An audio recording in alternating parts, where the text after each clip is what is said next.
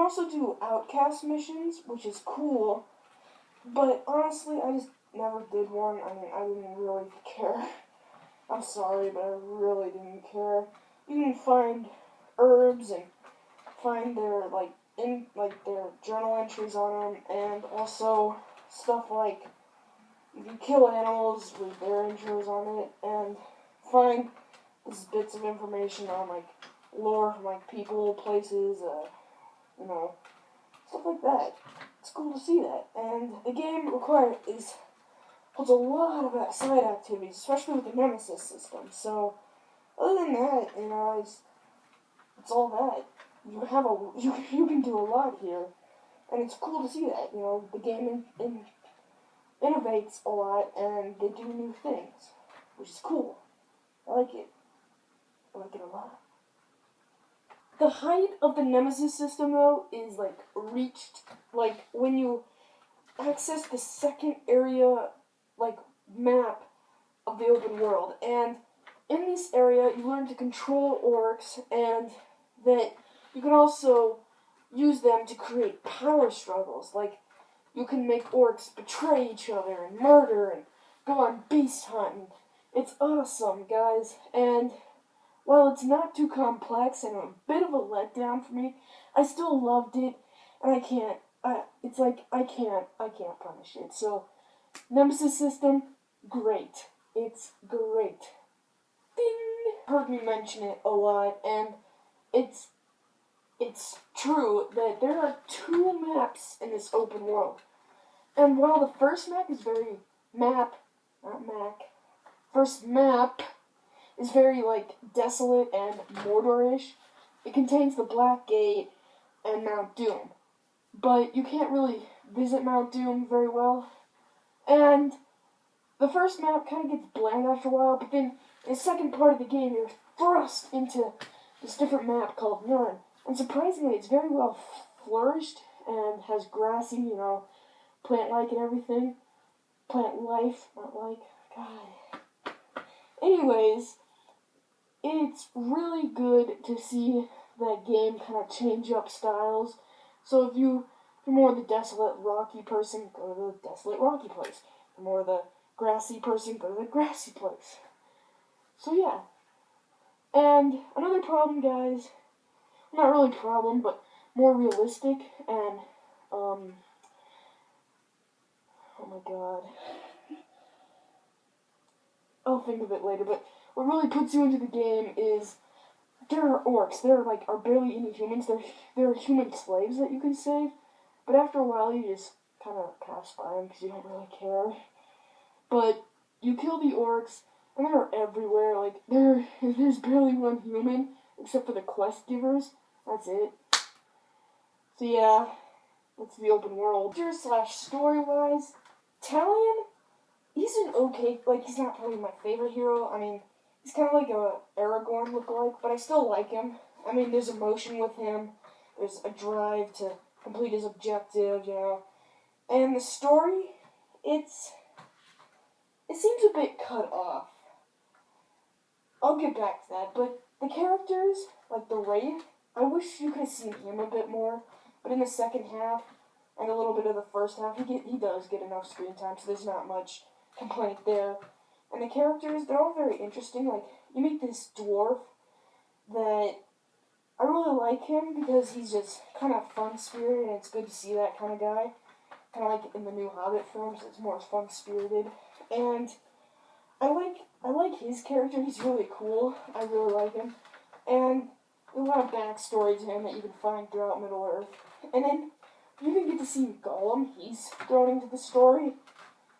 And also the One Ring and the 3, the 7, and the 9 rings are all thrown in. And there's also Saruman is even mentioned, and that's nice. There are a few cameos and all that. But guys, the characters, they're okay. I mean, there's a good variety. I like the characters. And another thing is that my favorite character has to be Ratbag, but he doesn't get very many screen time. He gets 5, 4, 3. missions, and he's an orc, and he basically wants to climb the ranks, but he'll help Talion if Talion will help him climb the ranks. And basically, he wants to be war chief, and you do that through the objectives and blah blah blah blah. But he's really nice. The main comedy relief guys are Torvin, the dwarf I mentioned, and Ratbag, the orc, or as he is known, Ratbag the coward. But honestly, guys, they're all very great characters. I like the characters, but the story.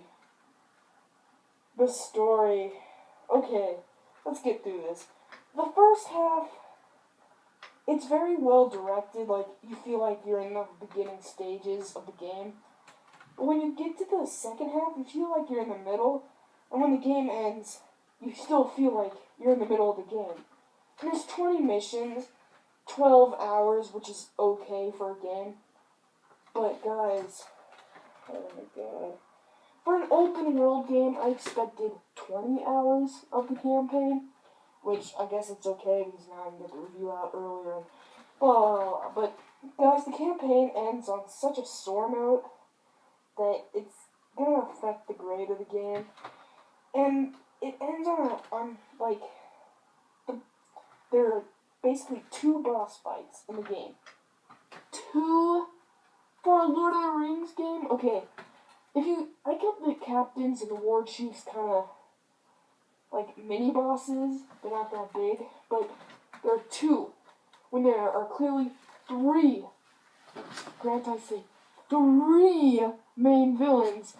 2 of them you actually get a boss fight for. One of them, pains me to say, is a quick time event! I hate those things.